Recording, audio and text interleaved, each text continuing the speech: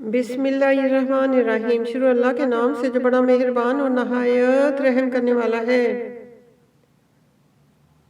और उनमें बाज़ ऐसे भी हैं कि जो तुम्हारी तरफ कान लगाए रहते हैं, यहाँ तक कि सब कुछ सुनते हैं, लेकिन जब तुम्हारे पास से निकल कर चले जाते हैं तो जिन लोगों को इल्म दीन दिया गया है उनसे कहते हैं कि भला उन्होंने अभी क्या कहा था।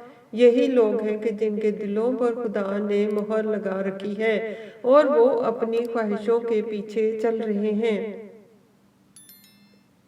और जो लोग हदायत याफ्ता हैं उनको वो हदायत मजीद बख्शता है और परहेजगारी अनायत करता है।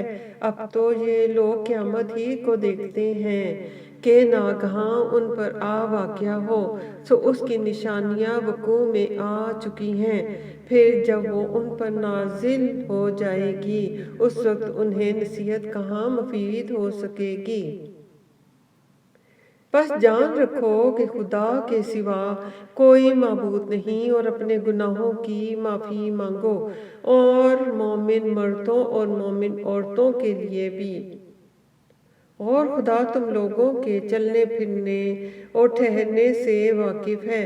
और मोमिन लोग कहते हैं कि जिहाद की कोई सूरत क्यों नाजिल नहीं होती, लेकिन जब कोई साफ मैनों की सूरत नाजिल हो और उसमें जिहाद का बयान हो, तो जिन लोगों के दिलों में नफाक का मर्ज है तो उनको देखो कि तुम्हारी तरफ इस तरह देखने लगे जिस तरह किसी पर मौत की बेहोशी तारी हो रही हो, सो उनके लिए खराबी है।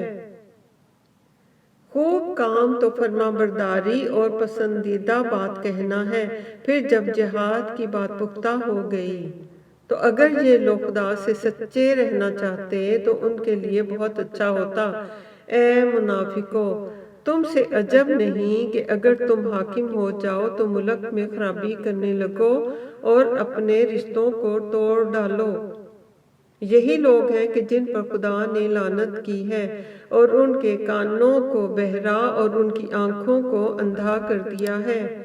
भला ये लोग कुरान में गौर नहीं करते या उनके दिलों पर कफल लग रहे हैं।